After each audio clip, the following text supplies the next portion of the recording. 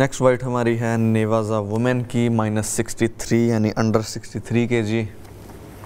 ये first fight है हमारी नेवी और वापडा के दरमियान में। नेवी हमारे पास है रेड बेल्ट के अंदर और वापडा हमारे पास मौजूद है ब्लू बेल्ट के अंदर।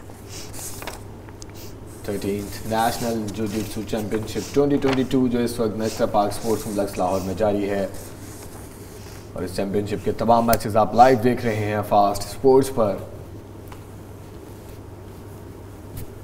यहाँ पे भी वापडा से नुमाइंदगी कर रही हैं अरवा और नेवी से हैं फजीलत।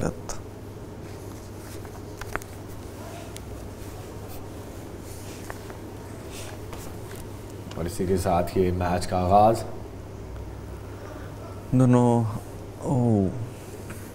ब्लू यानी कि वापडा ने एक टेक डाउन की कोशिश करते लेकिन वो जैसी नाकाम हुई उन्होंने साथ ही उनको अपने गार्ड के अंदर ले लिया।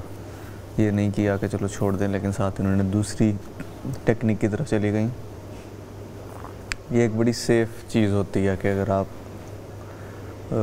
कोई भी टेक्निक आपसे सही तरह नहीं कर रही तो फिर आप उसको आराम से गार्ड के अंदर ले लो या फिर हाफ गार्ड के अंदर कर लो। इससे ना आपको पॉइंट्स तो नहीं मिलते लेकिन आप एक एडवांटेज पोजीशन के अंदर आ जाते हो जिससे आप अटैम्प्ट्स ज़रूर कर सकते हो। काफ़ी ज़्यादा ओपनिंग्स होती हैं इधर। अरवा एक साइड की तरफ निकलने की कोशिश कर रही हैं जो कि डायरेक्ट ये जाएंगी या ट्रायंगल की तरफ या फिर आर्म बार की तरफ। उसकी एक पोजीशन बना रही हैं।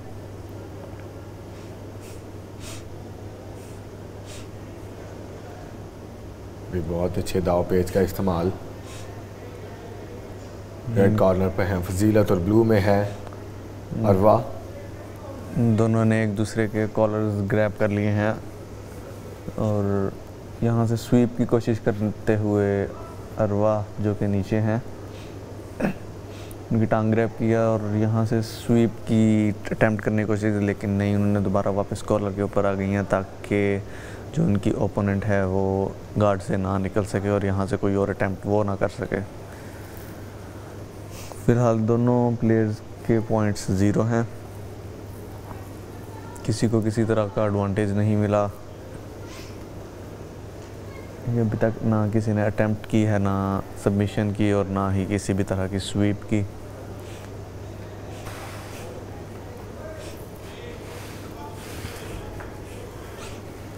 दोनों एक की पोजीशन के ऊपर स्टक है। ना जो फजीलत है वो गार्ड से निकल नहीं सक रही और अरवा यहाँ से कोई अटेम्प्ट नहीं कर सक रही किसी भी सबमिशन की। एक दूसरे को काउंटर करते हुए होल्ड कर लिया है। इसके बाद नेक्स्ट फाइट के लिए नाज़िया अली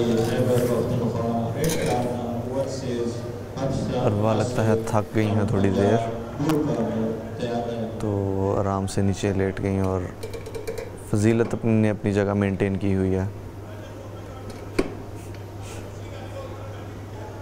यहाँ पे एक अच्छा चांस है।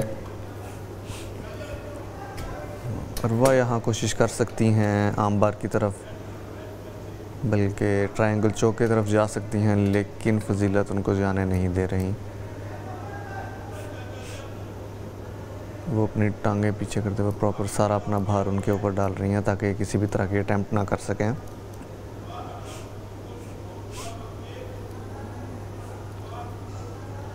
तकरीबन 2 मिनट का खेल बाकी इस मैच का और फ़िलहाल दोनों के पॉइंट्स 0 हैं। दोनों ने एक दूसरे की कोशिशें और सबमिशंस और जितने भी टैक्टिक्स हैं उन दोनों को नाकाम कर दिया है। ये दोबारा से आई थिंक स्वीप की तरफ जाने की कोशिश कर रही हैं अरवा लेकिन फजीलत उसको नाकाम कर रही है बार बार। दोनों एक ही पोजीशन में फ़िलहाल स्टक हैं। यहाँ से ना कोई अटेम्प्ट कर रहा है ना कोई सबमिशन की तरफ जा रहे हैं या फिर अरवा कोशिश कर रही है लेकिन फजीलत उसको नाकाम कर रही है। ये आर्म बार की कोशिश थी लेकिन दोबारा नाकाम कर दी गई। अरवा एक प्रॉपर पोजीशन बनाने की कोशिश के अंदर है जिनमें उन्होंने कॉलर ग्रैब किया हुआ है और बाजू का कफ ग्रैब किया हुआ है जहाँ से वो स्वीप कर सकें आराम से उसको, लेकिन फजीलत ऐसा होने नहीं दे रही। तो इन केस अगर इनके दोनों के पॉइंट्स 0-0 रहते हैं तो रेफरी डिसाइड करेगा कि एडवांटेजेस पोजीशन में ज़्यादा कौन रहा है या किसको कोई एडवांटेज मिला है। तो फिर उस बेस पे भी इनको जिताया जा सकता है, क्योंकि टाइम रह गया है थोड़ा काफ़ी, 40 सेकंड रह गए हैं and they still have 0 points.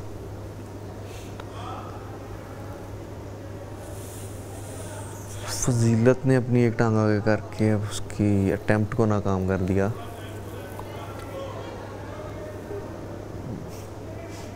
अरवा ने दोबारा कोशिश की आम बार की, लेकिन नहीं, उसने टांग छुड़वा ली अपनी। उसका गार्ड ऑलमोस्ट खुल चुका था, लेकिन ये आम बार की ट्राई, लेकिन टाइम थोड़ा रह गया, उनको जल्दी करना पड़ेगा। एडवांटेज उसको मिल जाएगा इस चीज़ का, लेकिन टाइम ख़त्म हो गया। अरवा को हो सकता है इस अटेम्प्ट का एडवांटेज मिल जाए, लेकिन सबमिशन नहीं हुई, लेकिन पॉइंट्स दोनों के 0 ही हैं। इट वाज अ ड्रॉ, दोनों में से कोई भी नहीं जीता। या फिर ये कंसल्ट करेंगे अभी रेफरी के साथ, जा जो टेबल रेफरीज हैं उनके साथ, जूरी के साथ करेंगे कि अगर किसी का एडवांटेज है तो फिर उसको जिता दिया जाएगा, क्योंकि पॉइंट्स दोनों के 0 हैं। अगर ऐसा नहीं है तो फिर इनका 2 या 3 मिनट का आपस में डिसाइड करके दोबारा मैच किया जाएगा।